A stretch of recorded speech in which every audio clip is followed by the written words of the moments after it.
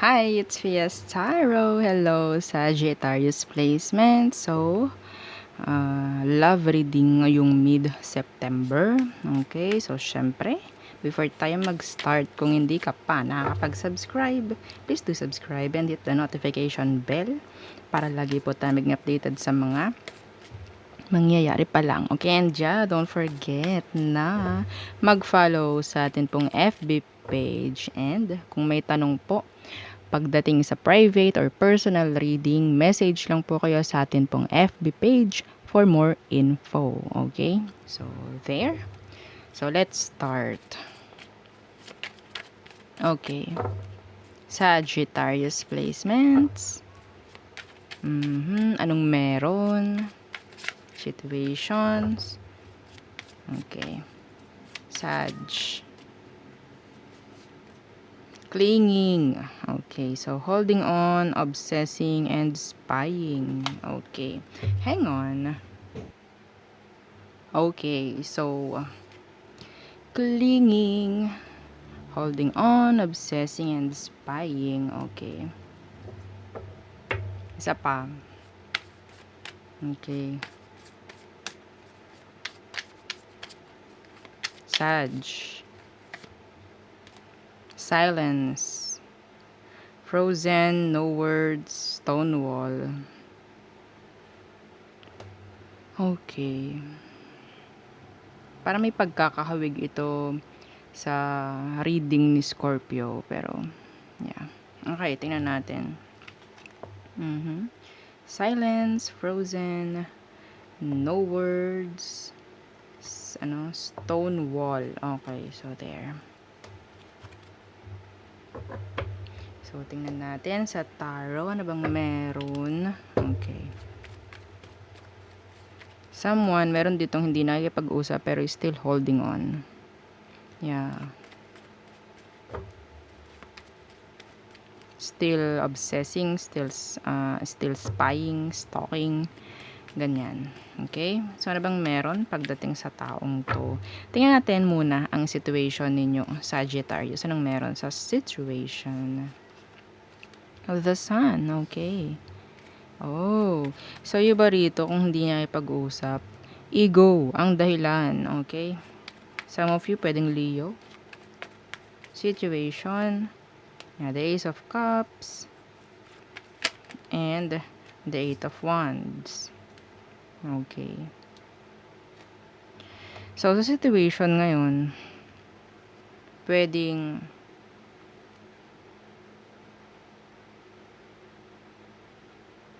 ito I don't know if this is vice versa. Kasi nakikita ko dito, someone is spying. So, merong nakikita na kung sino yung nag-i-stalk, may mga nakikita siyang magaganda doon sa ini-stalk niya. Like, yung energy ng person is pwedeng happy na, ganyan. Pwedeng, iba sa kanila, meron ng someone new. Okay? Meron ng karelasyon, meron ng mga kausap, mga ganyan. Okay? So, pwedeng vice versa yun.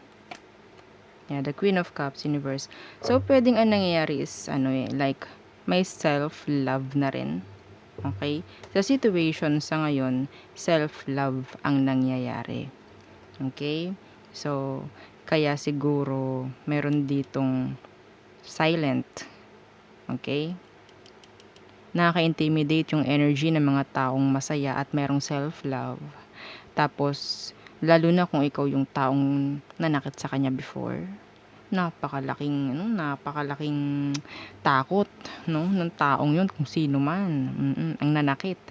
Tapos makikita mong masaya na, nakakatakot lapitan yung ganun. Yeah. Holding on, obsessing, spying. Okay. Tingnan natin, ano bang meron sa person na to?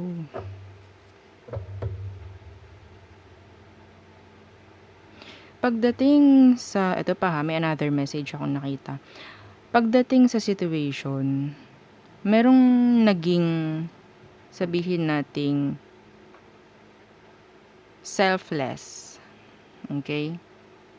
Pagdating sa love na ibinibigay, it's like, unconditional. Lahat ibinigay. Okay? Lahat. Lahat ng pangangailangan, ganyan. So, ngayon, I guess, nagkaroon ng self-love yung isa. I don't know who. Okay? So, maybe, kung sino man yung gumawa ng lahat sa past, gumawa ng lahat sa ngayon, okay? Siya yung merong self-love na nangyayari, na ibinibigay niya muna sa kanya lahat. Binabalik, I guess. Okay? So, hindi magkakaroon dito ng spying, ng obsessing, ng holding on kung wala ditong separation. Okay? Kung walang distansya in general. So, I think may distance siyang nangyayari sa ngayon. So, may takot siguro itong taong to. Kung sino man to. Pwedeng vice versa. Pwedeng kayo yung natatakot. Ano bang emosyon niya? Tingnan natin. Ano yung emosyon niya? Pwedeng Leo, pwedeng Pisces, water and fire. Okay. Ano emosyon niya towards you, Sag? The lovers in reverse. Pwedeng Gemini. So, yun nga. Pwedeng itong taong to ang kumalas. Ang umalis. Okay. Yeah, the High Priestess in reverse. Ayaw niya nung parang ano tawag doon, naghihintay sa wala. I don't know why. Ayaw niya nung parang, anong taong to actually, marami siyang gustong sabihin. Okay, marami siyang gustong sabihin, pero hindi na lang niya ginagawa rin. The world universe, may unfinished business. Okay, tingnan natin ano bang emosyon mo ngayon sa kanya. Nakakita ko dito ng mirroring. You miss them. Okay, namimiss mo. Pwedeng kayo to. Energy nyo tong nakuha natin. Yeah. Yung iba rito, pwedeng gusto mong makipag-ayos. Or maging okay na sana yung relationship ulit. Emotion, please.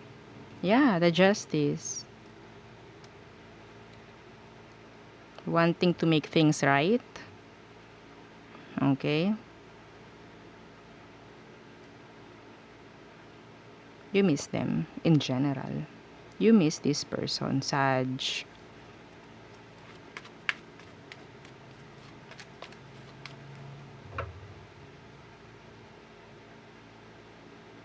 Marami kang nakikita dito sa taong to. Aminin mo.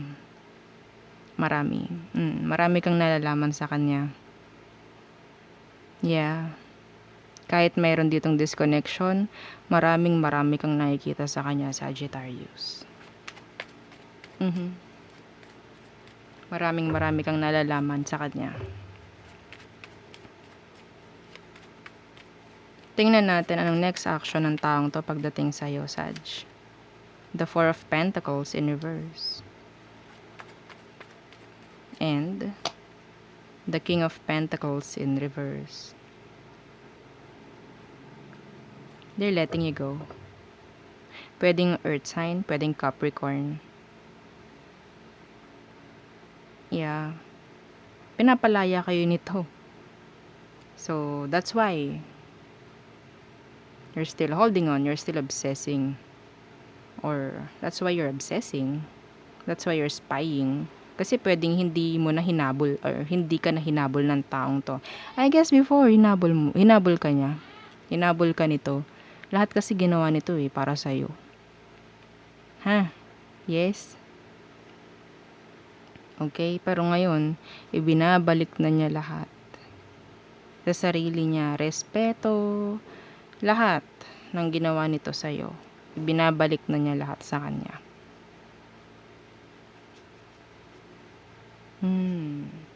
Pwedeng vice versa. Don't worry, okay? Siyempre, tingnan natin. Okay, tingnan natin ano magiging outcome nyo. Outcome. Sagittarius and their person. Of the Hermit. Silence. Okay? So,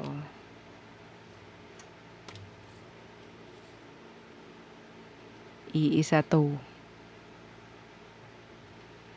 Okay? Frozen, no words, stone wall. Why? Wala kang maririnig from this person. Actually, kahit marami siyang gustong sabihin, kahit open to makipag-usap sa'yo, hindi ito para maghabol. Okay? Yeah. The Emperor. Nagbibigay na to ng respeto sa sarili niya. Alam na niya eh. Okay? Alam na niya lahat ng pwedeng mangyari. Marami na itong parang hindi ko kayo bine-blame dito. Ha? I don't know. Kasi parang ang daming ginawang kasalanan ng isa. Pero ngayon natuto na siya kung paano ko mawala dito. Yes. Siya yung taong ang daming ginawa for you, tinuruan ka nito, kahit ano, anything. Para kang in-spoon fed ng taong to, para itong nanay mo, parang ganyan, tatay mo. Unconditional love ang ibinigay niya sa'yo. Pero, yeah, sinaktan mo lang to noon. Pero ngayon, happy na siya. Okay? Marami nang nasagot. Yes. Kahit hindi na niya tinanong sa'yo, alam na niya yung mga sagot. And hindi na siya para bumalik ulit sa kung anong nangyari noon. Okay? Alam na niya, matalino na siya ngayon. Sag. Okay? Pwedeng Aries, pwedeng Virgo, Capricorn, Libra, Virgo, Cancer, I guess. Okay? Don't worry ha, pwedeng maging vice versa to. Yeah, marami kasi nagtatanong. Okay? So, anong advice for you, Sag? Anong advice? The Ten of Cups in reverse. Okay. And the Nine of Wands.